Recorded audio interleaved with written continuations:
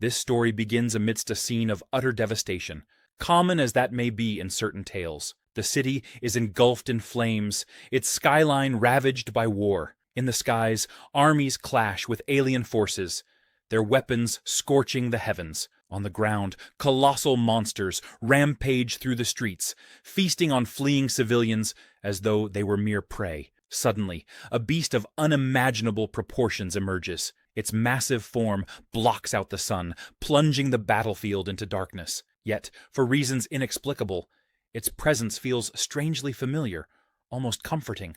Our protagonist steps forward, drawn to this towering entity as though peering into a mirror. He senses that he and this gargantuan creature are somehow one and the same. Without hesitation, the colossal beast turns on the encroaching monsters and releases a devastating energy beam from its maw, an attack reminiscent of Godzilla's legendary breath. Witnessing this display, the terrified humans cowering below feel an unexpected surge of hope. They know that something this powerful is now on their side. From atop the city's ruins, our protagonist understands that, in time, the world will revere him as a deity, a savior who commands this awe-inspiring creature. Humanity's hope rests with him. Yet this extraordinary destiny did not arise overnight. Only a few months earlier, the news had been filled with bizarre events. On June the 2nd, 2224, Ning City Zoo was reportedly attacked by a serpent over 100 meters in length, its species unknown to experts. Around the same time, several citizens captured video of a whale-like colossus drifting through the northern skies, igniting widespread alarm. Internationally wanted criminals had also surfaced in Ning City. All of this breaking news played on a television in a quiet room, where our protagonist, Chen Chu, lay unconscious and bleeding atop a table. Curiously, Chen could see himself lying there, as though he were detached from his body. Puzzled, he turned to face a nearby mirror, only to encounter an even greater shock. He now appeared as a sea iguana. Chen Chu, a sophomore at Ning University who preferred renting a place off campus to avoid dorm life, had always been fascinated by reptiles and amphibians, drawn to their vibrant coloration. That very day, he had visited his usual pet store, intrigued by a new batch of exotic creatures. Among them was a sea iguana, known for its generally docile disposition. But fate took a sudden turn. The moment the iguana was set free, it shattered its enclosure and sank its teeth into Chen's hand, causing him excruciating pain. Acting on instinct, Chen struck the iguana's head with his phone. Startled, the creature released its grip, but not before knocking the phone back into Chen's head with its tail. In that strange, shared moment, both human and iguana lost consciousness. When Chen finally awakened, he found the sea iguana before him.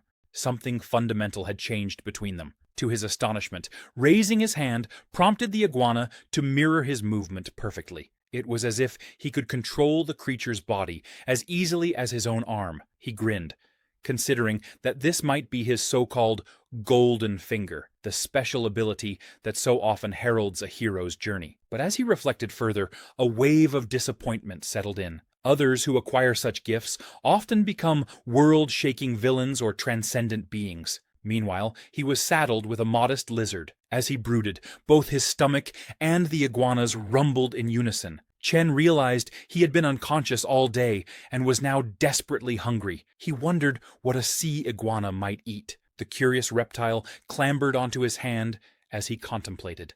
Reasoning that a carnivorous lizard would likely enjoy meat, Chen retrieved a steak from his refrigerator and prepared it to a perfect medium rare. The iguana's eyes gleamed at the sight, and it eagerly devoured the meal. Chen smiled, relieved. "I knew it," he said softly. Sea iguanas and lizards both enjoy meat. Just as the sea iguana happily tucked into its meal, a sudden system notification appeared before Chen's eyes. After finishing its meal, the system displayed a notification. Your clone has received 5 evolution points, and your constitution has increased by 0.5. Chen was stunned. Before he could fully comprehend what was happening, a comprehensive status window appeared before him, his very own system panel. He examined the details carefully. Chen's current status indicated that he was at level 0 Bach, with a constitution of 8.5 and a spirit of 12 less. He possessed a Bao mind control talent, as well as external aura and key perception horis. Traits, both at the beginner level with How 1000 hard experience. His skill set included Extremities Boxing, beginner 48 points, Stepping Cloud Jump, beginner 66 points, and Springing Leg, beginner 39 points. Furthermore, he had a single clone, the Sea Iguana. Its evolution had yet to begin, requiring 200 points for the first stage, and currently holding 5 points gained from the meal. Chen was astonished, unsure if this system was the true nature of his newfound abilities. He focused on his displayed skills, and this brought back memories of his past. During his childhood, Chen's father had rigorously trained him in martial arts. His father would say that if Chen only practiced the forms without understanding the fundamentals, he would achieve nothing. The strength had to come from his feet, rise through his thighs, and center in his abdomen. These training sessions lasted 10 to 12 hours a day, exhausting Chen's young body. Whenever Chen asked to rest, his father refused, insisting that giving up halfway was cowardly, and Chen never wanted to be a coward. Day after day, Chen ran until he collapsed, and even when he fell or got hurt, his father never helped him up. He only reminded Chen that no one else would assist him when he grew older. Then, one day when Chen was 10, his father handed him a box, their entire savings, saying he had to embark on a long journey. Chen had to walk his own path from then on. That day, for the first time, his father gently patted his head and reminded him never to neglect his martial arts training. Someday, when strong enough, Chen would see the world's other side. Chen asked how he might find his father again, but his father only said that once Chen reached the rank of Grandmaster, though by then he himself might no longer be around. With that, his father left and never returned. A decade passed since that day, and recalling these memories made Chen emotional. He looked at an old photograph of his parents, feeling the weight of the time that had slipped by. While he was lost in thought, the sea iguana had finished every scrap of steak. Chen marveled at how quickly the creature ate. After it finished, its body began glowing a faint red, and to Chen's surprise, the iguana appeared slightly larger. Checking the status window, he saw that the sea iguana's evolution points had increased to 15. This revelation astonished Chen. The iguana had gained 10 points from a single meal. As he tried to understand the system's mechanics, something else caught his eye. Glancing into a mirror, Chen noticed that his own physique had changed dramatically. He now sported defined 8-pack abs, something he certainly did not have before. It dawned on him that the iguana's gains were somehow transferring to him as well. Chen looked at the sea iguana, imagining its potential. If it could evolve after amassing more points, perhaps it could eventually transform into the colossal behemoth from his dreams. The thought excited him. With the help of this system, he could truly become a martial arts grandmaster, just as his father had urged him all those years ago. The following day at the marketplace, Chen purchased 10 pounds of prime, boneless beef and 20 pounds of lean, boneless pork. After scanning the QR code to pay, he loaded the supplies into the back of his car, reasoning that it would be enough for the next few days. Wasting no time, he headed straight back to his apartment. There, Chen showcased his culinary skills, preparing an array of exquisite dishes for the sea iguana. The creature's eyes lit up at the sight of the feast, and it devoured every plate in mere seconds. Establishing a mental link with the iguana, Chen discovered that while it enjoyed the pork, it preferred the beef's flavor. Disconnecting from the link, Chen felt slightly fatigued by the brief connection. Stretching, he remarked, "A bit more cumin would improve that beef dish. I'll remember that next time." After eating, the sea iguana took a nap, wearing its sunglasses in a carefree manner. Meanwhile, Chen proceeded to his martial arts room to train. He struck the punching bag with all his strength, deforming it significantly. A system notification informed him that his extremities boxing skill had gained 5 experience points. Chen smiled, pleased that both his constitution and training efficiency had improved. Over the course of 2 days, his rigorous practice destroyed 2 punching bags, and the third didn't fare much better. Although fatigued, he relished the feeling of becoming stronger simply by working hard. Before ending his session, Chen delivered a powerful kick that broke the chains holding the bag, sending it flying. After only 3 days of training, his attributes had grown considerably. Extremities, boxing, advanced to the intermediate level, and both stepping cloud jump and springing leg had gained additional strength. Furthermore, his sea iguana clone had accumulated 195 evolution points, just 5 points short of its first evolution. Examining his status window, Chen noted with satisfaction, from a traditional martial arts perspective, "I should be at the peak of the Ming realm now." He recalled his father's teachings. Martial arts were divided into 3 realms: Ming, Dark, and Transformation. A Ming realm peak practitioner could easily handle 10 foes alone, while those who reached the Dark realm ranked among first-rate experts, capable of defeating 100 opponents. They often belonged to legendary families. The rarest were Transformation realm masters, grandmasters recorded in ancient texts, rumored to possess unbreakable bodies. Chen remembered a conversation from his youth. He had asked his father which realm he had reached. His father admitted to having briefly entered the Dark realm, though his demeanor darkened at the memory. Young Chen, unaware of his father's pain, asked if he was from one of those legendary families. Shocked, his father simply replied that he was just from Luotuan, and said no more. Back in the present, afternoon sunlight streamed into the apartment. Chen left the martial arts room and found the sea iguana sprawled on the sofa. It had grown noticeably over the past 3 days, and now only needed 5 more points to evolve. "One more meal, and you'll be ready to evolve," Chen said, hoping not to be disappointed by the results. He prepared another lavish spread and fed it to the iguana. As the creature ate, its evolution points steadily rose, reaching 199. Eager to witness the transformation, Chen reconnected to the sea iguana. The moment its evolution points hit 200, a system notification appeared. "Your clone, the sea iguana, has met the evolution requirements. Evolution will now begin." Just as the notification appeared, lightning-like energy surged through the iguana's left arm. The sudden, intense pain forced the iguana to writhe, and since Chen was still connected, he felt an identical agony in his own left hand. Both Chen and the sea iguana collapsed onto the floor, writhing in pain as the creature's body underwent its painful metamorphosis. Spines sprouted along the iguana's back, its body lengthened,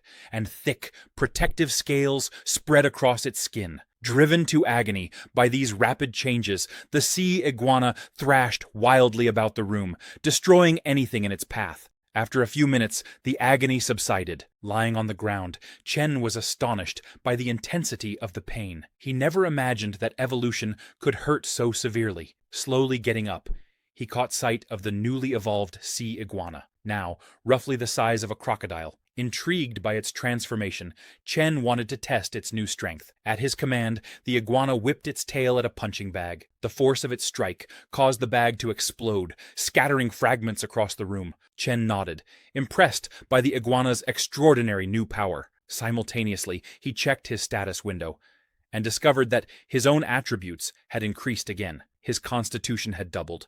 His spirit had risen by 2 points, and his external aura and chi perception had both grown stronger. After completing its first evolution, the sea iguana now required 1,000 evolution points for the next stage. Surveying his status window, Chen was both surprised and contemplative. He hadn't expected that the clone's evolution would so directly enhance his own physique and abilities. Was his current improvement merely because he was initially weak, or would his constitution always double after each evolution? If it was the latter, it would be truly terrifying. By traditional martial arts standards, Chen realized he had just entered the Dark Realm.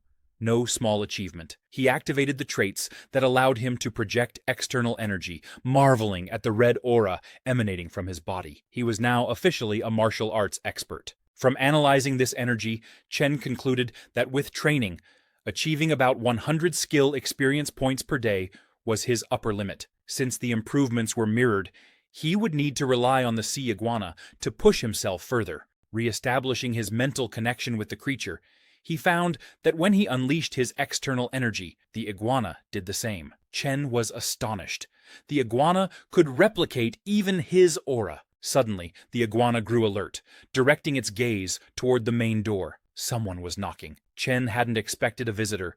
He deactivated his aura and cautiously opened the door to find a muscular man who looked quite angry, at least initially. The moment the man saw Chen, however, he began trembling. Even though Chen had withdrawn his energy, the lingering presence and faint aura had rattled the visitor. Trying to appear friendly, the muscular man complained about noise upstairs and asked if Chen was undergoing renovations. Chen feigned ignorance and apologized, saying there were no renovations, only some training sessions that apparently made more noise than he realized. Hearing that all the commotion was merely Chen's training, the man grew even more fearful. From behind Chen, he glimpsed the room's interior, which looked as if it had been hit by an earthquake.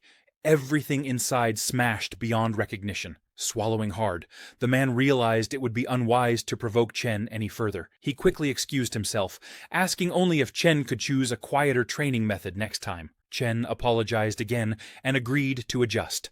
The man thanked him and hurried into the elevator, desperate to escape. Once the stranger left, the sea iguana emerged from hiding. It had stayed concealed at Chen's command. Chen smiled, relieved that the situation had been resolved peacefully, and aware that he needed to be more careful in the future. After confirming that everything was in order and that the muscular stranger had not discovered the sea iguana, Chen closed the door. Glancing at his now crocodile-sized clone, he realized that keeping such a large creature indoors was no longer feasible. It was time to release it into the sea. Chen drove to the nearest beach, ensuring that the area was deserted before opening the car door to let the sea iguana out. Although it was a sea iguana, this was its first time experiencing the ocean in reality. Establishing a mental link, Chen guided the iguana's body into the water.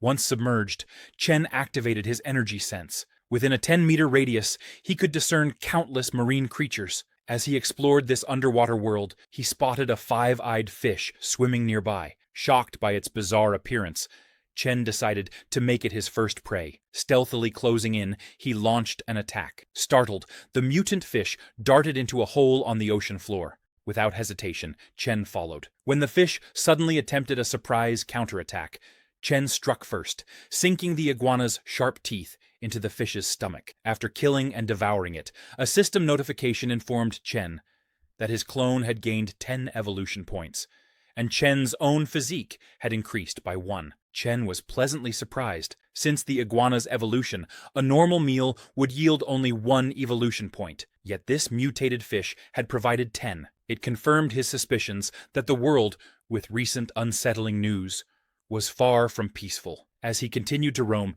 he encountered a 10-eyed fish, defeated it, and earned more evolution points. After several hours of hunting, Chen received a system message stating that his clone had reached the daily cap of 100 evolution points and could not gain more that day. He was amazed by the underwater scene he witnessed through the iguana's eyes. What appeared cold and dark at night to humans was actually vibrant and full of life to his clone. Although amphibious, the iguana still relied on lungs to breathe and needed to resurface occasionally. During his exploration, Chen discovered a large fissure in the ocean floor, leading to an underwater cave filled with air. He decided to let the iguana rest there. Disconnecting his mental link, Chen concluded, "The clone is settled now. Time for me to head back." On his drive home, Chen's attention was suddenly drawn to a solitary house in the middle of a forest. He was surprised anyone would live there. Just as he was about to pass by, he heard a distant plea for help. Relying on his enhanced hearing, he realized something was amiss. To avoid alerting any potential wrongdoers, he continued driving, pretending not to have noticed. This caution proved wise. Inside the house, 2 thugs, one bald and one with blue hair, were watching Chen's car closely. They had kidnapped a girl whose screams Chen had heard. A 3rd thug with black hair was inside, struggling to keep the victim quiet. The bald thug kicked the black-haired one, scolding him, "I told you to watch her. Didn't you notice the cloth fell out of her mouth?" The black-haired thug defended himself. "It's pitch dark out here.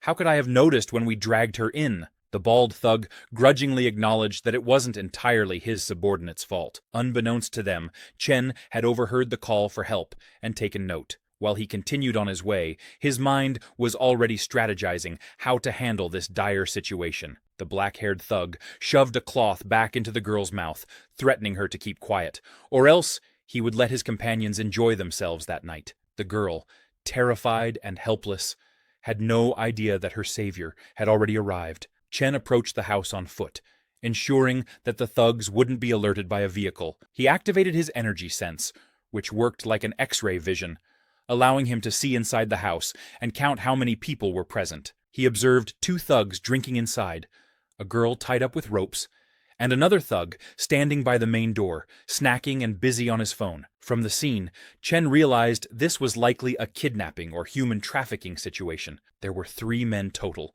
and 2 of them were armed with knives. Chen decided he must incapacitate them within a minute. Gathering all his energy, he smashed through the front door. Startled, the thugs drew their knives, but Chen gave them no chance to strike. He immediately kicked the black-haired thug in the stomach, sending him flying into a wall. The bald thug, cursing, leaped to attack Chen from behind. Chen spun around at lightning speed and struck the bald thug's chest with his elbow. The force of the blow shattered the thug's ribs and sent him hurtling backwards. The third thug, the blue-haired one called Ning Fu, caught the bald thug before he could hit the ground, telling him to catch his breath. Ning Fu then stepped forward, adopting a martial arts stance and announcing his technique as Yue Wang Fist. He asked Chen to show him his own style. Chen took up the posture of the martial art his father had taught him, declaring it as Luo Tuan 8 Extremities Boxing. Their battle commenced. Ning Fu launched the first move of Yue Wang Fist,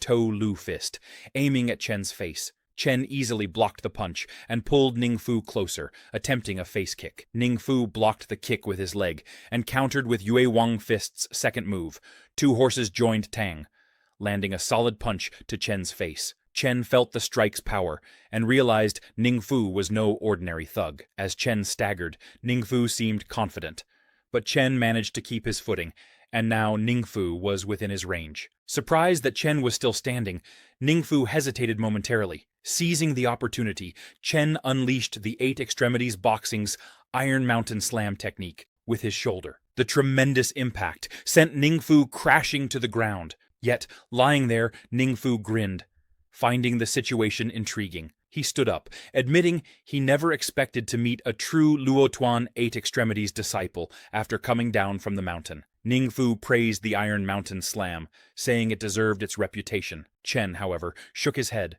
calling it a shame that a Yue Wang Fist practitioner had fallen to such a crooked path. Ning Fu sneered, mocking Chen's high-minded attitude. "You're just a student who doesn't know better," he spat.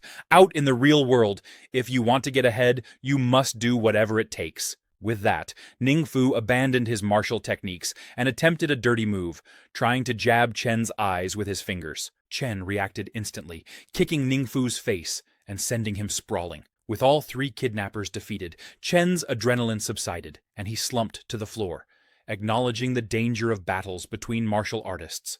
Ning Fu's pressure far exceeded that of any number of muscular men. Looking at his fist, Chen realized his control over his own strength was still lacking, resulting in severe injuries to his opponents. He resolved to improve his precision in the future. With the thugs disabled, the girl, still tied and gagged, tried to get Chen's attention by making muffled sounds. Chen freed her from the ropes. Terrified, she hugged him tightly. Chen comforted her, saying, "It's all right now.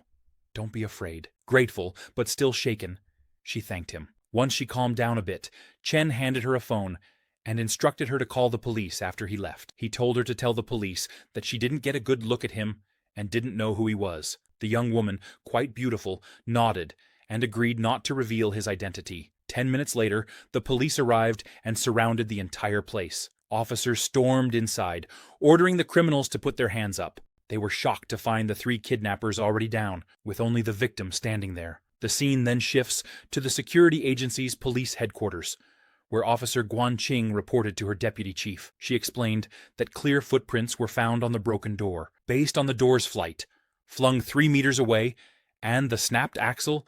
The force applied was at least 1,000 kilograms. Guanqing showed the deputy chief photos from the scene. 2 kidnappers had died instantly, and the third was in a vegetative state due to a severe concussion. According to the victim, Lin Rongya, her rescuer wore a mask at night, so she couldn't identify him. The deputy chief was baffled. Even top boxers at their peak only managed around 800 kilograms of force on a punching machine. Achieving over 1,000 kilograms in a real situation was unheard of. Guanqing agreed, noting this man's strength was inhuman, and given the increasingly strange events of late, nothing could be taken for granted anymore.